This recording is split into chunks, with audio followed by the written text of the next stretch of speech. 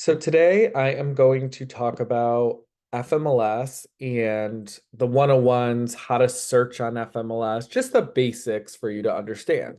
So let's share the screen. Okay. So let's start from the beginning. FMLS.com. You're going to go to login. There's a lot of different products that you can use on FMLS. I'll just do a high level overview. Matrix, this is how we search. This is the most common. Paragon is another way to search. I would not use it. Matrix is way better. Remind Pro, you can search for properties as well. And also there is some information on owners. Sometimes there's contact information for the owners there. This is how FMLS and GAMLS dual entry, you could put properties in to be listed on here. Showing time, this is how we set up showings. Realist, this is tax records. This pulls from the county, the tax records for properties. Docs Plus, this is what I use to write my offers or do any type of contracts. Super eKey, you will need this to set up the app on your phone in order to get access to homes. Super is how we open the blue Realtor lockboxes. Market Stats is a great program and product because you can pull stats on specific areas. So that's an awesome option to get more information on a neighborhood, on a city, on, you could pick specific like streets and pull information on, how many days on market is the average, how many showings does it take to go to pending for a property. Rent spree, this is a way to have people apply for a rental property. Down payment resource, this can provide information on down payment resources for certain homes in certain areas. So down payment assistance, grant money, things like that. RPR is all about the market. We'll provide stats and information on the market in specific areas. I'm not sure what that is. Cloud CMA, this is how I create my comparative market analysis through Cloud CMA. I don't use these. MLS Touch is the app for your phone to get onto FMLS. All right, where I wanted to focus on today was Matrix.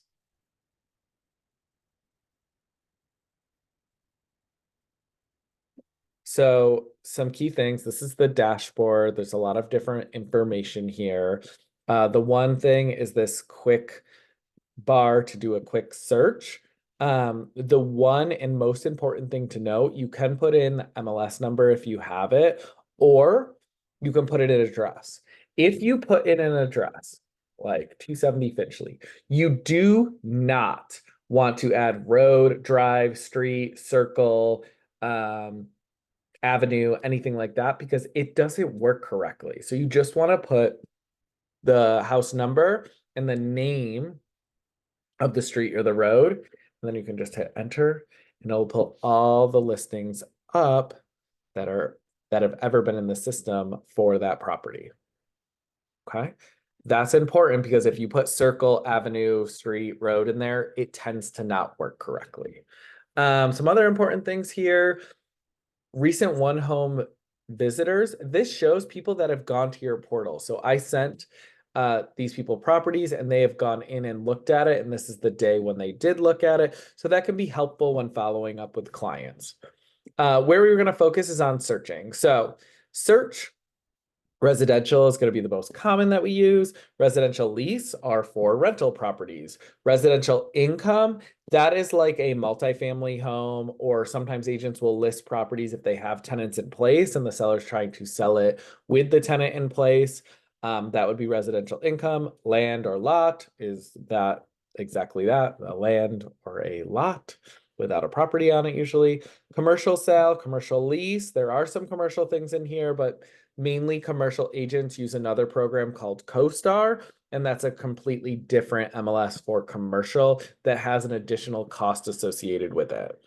Cross property can do multiple things at once. I've never used Quick. Caravan and open house. You can search for open houses and agent caravans.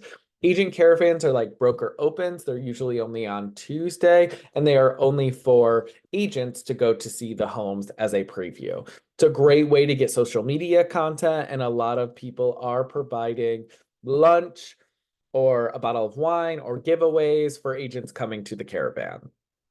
Agent, you can search for agents and their information. Office, you can search office information. Public record will bring you to realist. Okay, so let's focus on residential and the keys to searching. This is what it looks like. There's a lot of different MLS systems. I don't usually check these. I'm focused on our MLS in Atlanta, but you do have access to some things in Chattanooga, Alabama, Mid Georgia, East Alabama, Gulf Coast, these other MLSs because they're associated with FMLS. I don't see much value in that, but they are there if you want to search. Property type, detached is going to be your single family homes. Attached is going to be townhomes and condos. I tend to not use subtype because I don't feel that agents put the information incorrectly all the time. So I want to make that clear. You know, some of this and searching, you may miss properties due to human error and due to the listing agent not completing the information correctly. So I do keep my searches, I would say overall relatively basic and wide, and don't go too deep on the details because I don't want to miss things that didn't have the information put in the system in the right way. So status, active, those are going to be your active and available properties. They're coming soon. They haven't been active yet. They are coming soon. I would still reach out to agents to show coming soon properties and see if they'll allow showings before it goes active. Many agents will. Active under contract is when the property's under contract but still has contingencies. So still has due diligence period, financing contingency, appraisal contingency. Pending is after it's gone through all its contingencies and it's just waiting to close. Hold. There's many reasons that a seller may want to put a property on hold. We see this around the holidays, like they don't want any showings during the Thanksgiving week, or say something happened to the house and they need to fix something, and they don't want showings during that period, or family emergencies or anything like that. That's what hold is. In a hold situation, if it doesn't say what the reason for the hold is on the MLS anywhere, I would call the agent and just see what information you can get, and if there's any way that you can show it or when it's going to become available again. Withdrawn listing is a listing that was taken off of the market by the agent and the seller. Expired, the period, like the listing agreement has ended and expired. And closed are properties that have closed. Okay, so when we're searching for a client, usually I'm focused on active and coming soon properties. Where we'll go to next is, I usually pop over to this right side. Price, usually we have an idea of what their price range is. I do a lot of times put a lower range because depending on where your client's budget is and the area that they're looking, a lot of times you're going to know, like, hey, in Smyrna for a single family home, my client, based on what we've been talking about, isn't buying anything that's under 400,000. It's just not going to bring them what they want. It's going to need a lot of work and they don't want to do work, or something like that. I just kind of limit the search to get it less properties. The key to this search box in all of these boxes are this question mark. This tells you what you can put into the box. So for price, you can put a range, or you can put a top end or a low end. You never want to put just 300 in. And what this does, this check mark, is this is making it 300,000. So I don't have to put all the zeros. So this is 300,000. This is only going to show me properties that are exactly listed at 300,000. If it's listed for $300,001, that will not come up in this search because this is exact. Now, if you want to look at things that sometimes we'll do, 400 minus. That's going to give me all properties that are 400,000 or less in my search. We can also do 400 to 700,000. That's going to give me properties that are listed at 400 or up to 700,000. I never am putting in just a 400. I'm putting in 400 plus, a range, or 400 minus. Okay, so let's do a range. 700. I usually tend to search a little over their max budget because there may be some wiggle room to get the price down, depending on how long the property's been on the market and what comps are for that. Bedroom, bath, these as well, you want to make sure you put plus or minus in. So, usually clients are like, oh, I want something that's at least 3 bedrooms. So I put 3 plus. If you only put 3 there, you are only getting homes that are exactly 3 bedrooms. Now with 3 plus, it's giving me homes that are 3 bedrooms and more. So 4 bedroom, 5 bedroom, 6 bedroom. A lot of times it's like at least 2 full baths, so it'd be 2 plus. You can also do this with the square footage, 2,000 plus square feet. I use that sometimes. After I've been working with a client for a while, I tend to learn like they're not going to like houses that are smaller than this amount of square footage. The only issue is some homes agents don't put the square footage on there. So if it's 0, you will be missing those opportunities just because they didn't put it in. Acreage as well. You put 1 acre plus. I've also had clients that want a certain year built. Like clients are like, I want it to be 2000, built in 2000 or newer. So you would do 2000 plus. Okay, so that's that. In this center area, and I'm going to come back to the map search, but in this center area, you can put multiple, country, or we're in the United States, states, Georgia. County, you can put multiple. Now there's options here, or not. So say I want to be in Cobb County or DeKalb. Oops. DeKalb County. This will give me properties that are listed in Cobb County or DeKalb County. Or maybe the client's like, I don't want to see any homes that are in Fulton County. So you can do Fulton and then choose not. This will provide me all properties that are not in Fulton County. You can do that with city as well. Zip code, you can put multiple in with commas in between. Subdivision and complex. I use this sometimes if someone wants like a condo or a specific community. The key is you have to be aware that agents don't always type the name the exact same way. So, for example, Walton on Lennox is a community. There may be multiple ways that agents type it in. They might type it in the Walton on Lennox condominiums or Walton on Lennox condominiums or just Walton. So the best way to use this field is to put stars in before and after. So Walton star. This is going to give me everything that has Walton in the name, whether there's something before it or something after it. So this is going to ensure that I don't miss properties or listings because the agent typed it in a unique or weird way.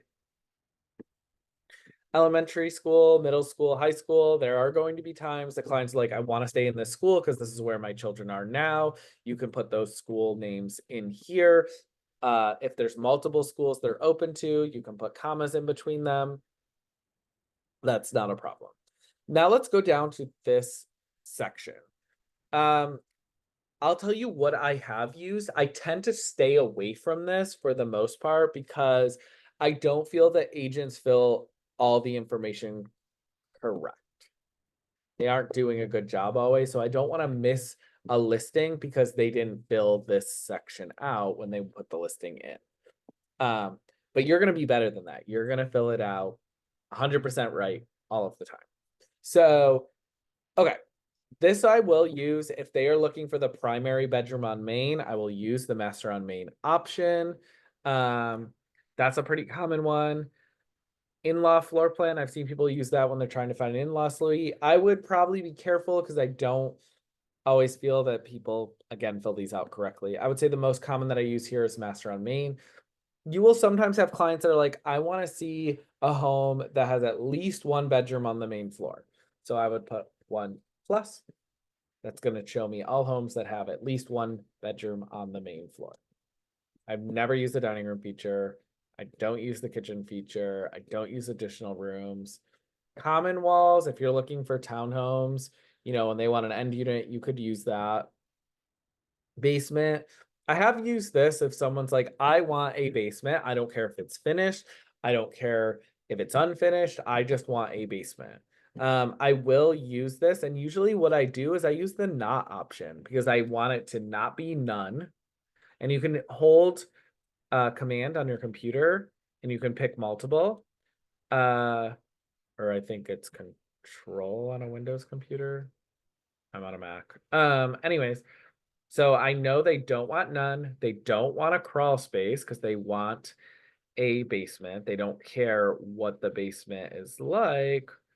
So usually I'll choose not, and that'll provide me all the properties that are not marked as none for basement and that are not marked as having a crawl space. Okay. I tend to not use, the only things I use down here are the number of spaces. Some people are like, I need at least a 2-car garage. So I'll do 2 plus for that. They also have carport or garage. If someone's like, I'm open to a carport, but it's got to fit 2 cars or a garage. Plus. Special circumstances, I have used this. If you have a client that's looking for a 55 plus community, that's pretty common. You would use the active adult community option.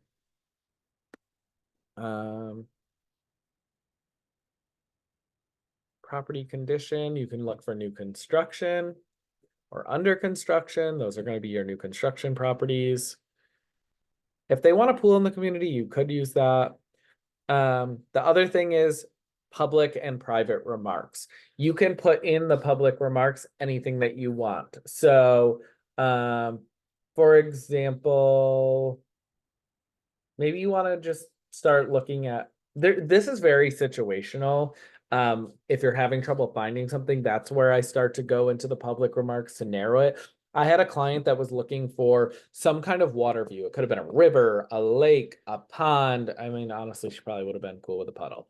So I always put in here star, water, star, hoping that I'd find something that said water view. And then I'd try like lake star and do multiple searches.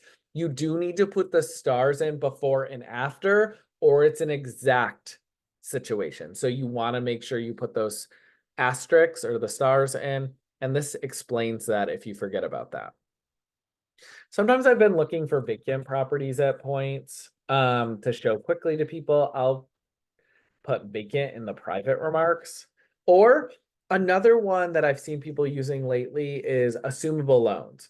If they have an assumable loan, I would do assumable here. I would even search it in the public remarks and see what comes up, or like assumption for loan assumption. So I'd search different ways to try to find what I'm looking for that may be unique. Now, with this additional field, you can add so many additional things if there's something specific you're looking for. I'll look at the ones that I've used before. HOA rental restrictions I put in there when a client's looking to ensure there's no rental restrictions. I've added that. So no.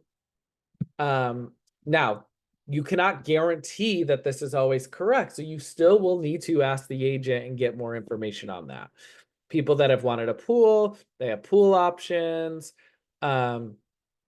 FHA condo approval with a condo. And if you have a buyer with an FHA loan, it does need to be FHA approved in order to purchase in that community. So you would want to do yes for FHA condo approval as an option. I don't know why I have this in here. Sometimes I hit them on accident. I've never used this. I use the list office code. If you saw my other video on how to find an open house, that's what I use this for. You can do the showing instructions. And sewer, this one I have used because I've had clients that are like, I don't want to be on septic. And we were looking in areas that was common for septic. So I put this in here to do not septic. Okay. Oops.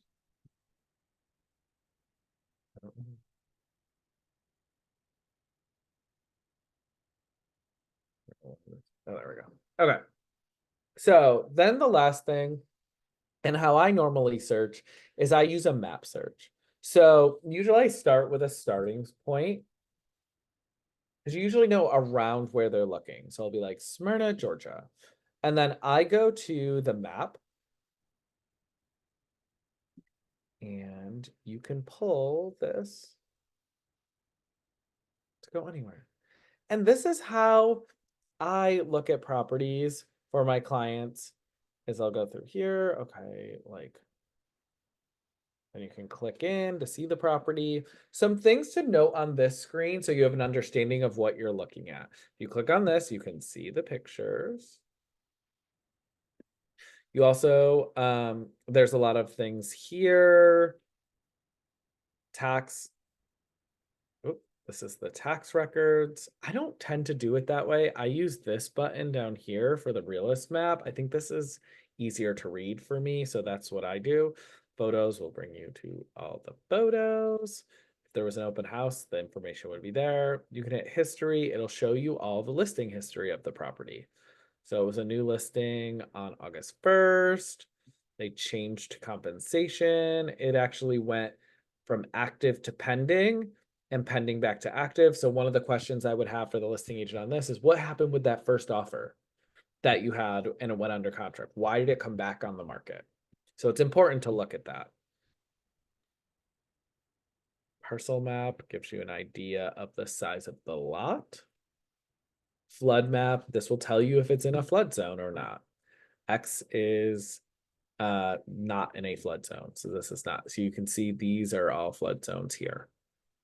And if it's in a flood zone, it will need flood insurance. Okay, let's go deeper. So sometimes I want to see like where it is on a map again. So I'll click this. It'll bring up my map. You can switch it to satellite if you want to see something there. You can also do street view. Get an idea of what the neighborhood looks like.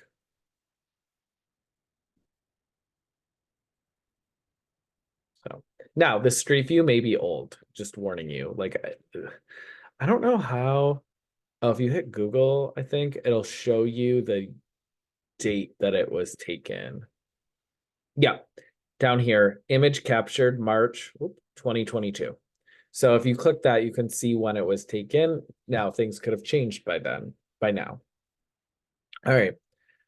What else? So this has the bedroom and baths. It tells if it's on the upper level, the main floor, or the lower level. So in this one, all the bedrooms are upstairs. There's 2 full baths upstairs. And then on the main floor, there is 1 half bath. Have the elementary school, middle, high school, information on the square footage, type of property, year built. Some of these buttons here, you can view on map again. This is the same thing as clicking here. This tells you the listing history, like I was showing you on that other tab. This brings you to the tax records, to the realist map. I think this gives you an idea of like other homes in the neighborhood.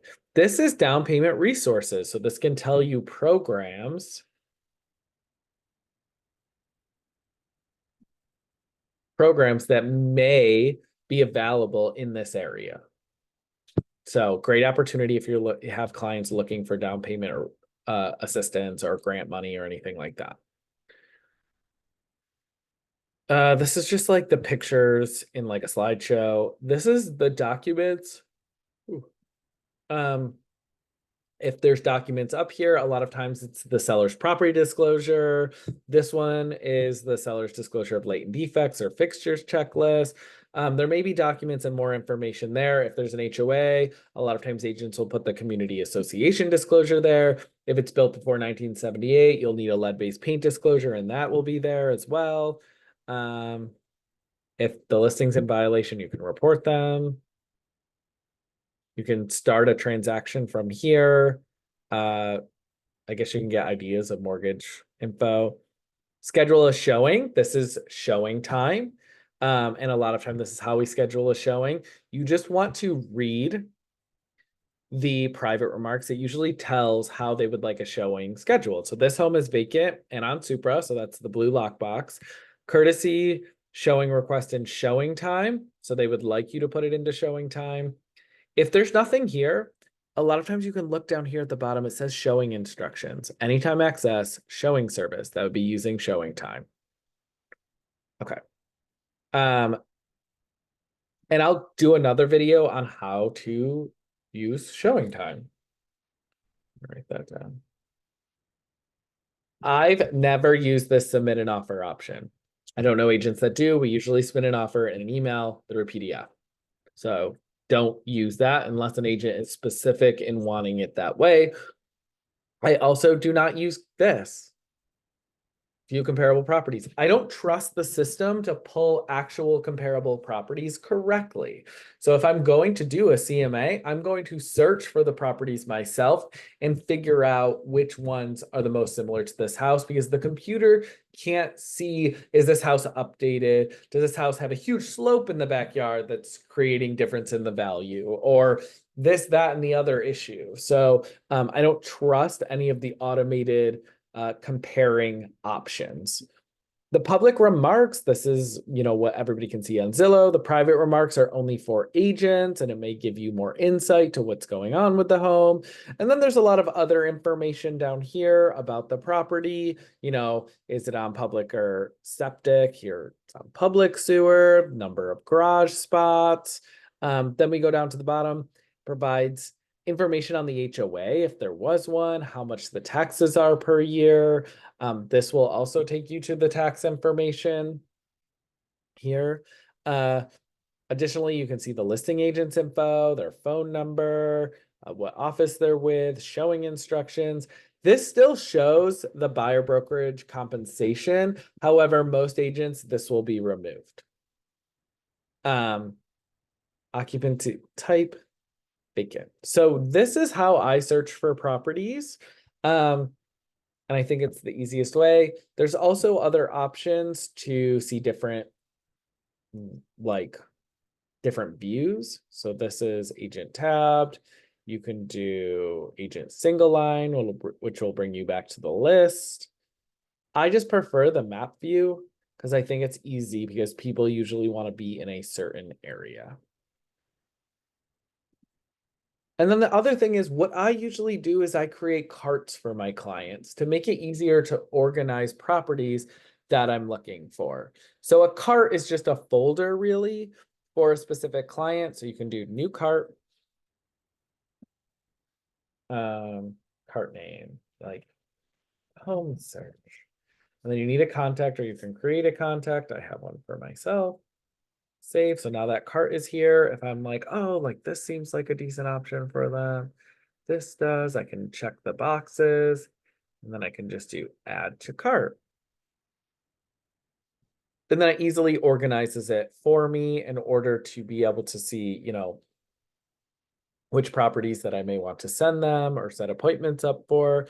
And then if I wanted to send these properties, I would click all of them. You can do email. Can email it directly to the client from here. You can also do share link, and it will create a unique link so that you can put it in your regular email, or you want to send it as a quick text message or something like that. It'll create a link to these 3 properties or whatever you've selected. You can make a comparative market analysis here. There is a quick stats button, which can be helpful to get an idea of what's going on with the properties or in the neighborhood. It just pulls basic info on, days on market, average price per square foot, list price to sales price. None of these have closed, so it doesn't show the sales price. So that can be helpful sometimes. Cloud CMA, I do a cloud CMA when that's what I use to make a comparative market analysis. And I pick the properties that I want, put them in a cart, create a cloud CMA, and do it that way. Showing time, I will do another video just on showing time. So I hope this was helpful to give you an idea on how to search and use FMLS more effectively.